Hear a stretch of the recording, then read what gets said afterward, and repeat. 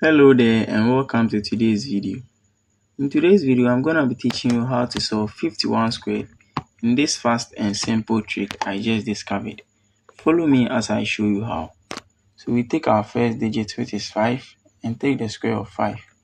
5 squared gives us 25. So we can write 25 here. Now 1 squared is the next. 1 squared is the same as 1. For the sake of our trick, we write 01. Now what do?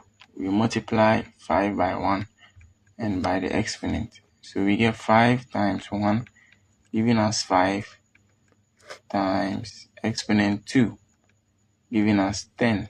So we write 10 and add 0 nicely under it and sum it all up. 1 plus 0 is 1. 0 plus 0 remains the same. 5 plus 1 is 6 and 2 also maintains its position. Now 51 squared can be clearly written as 2601. Thanks for watching this video and don't forget to subscribe and like.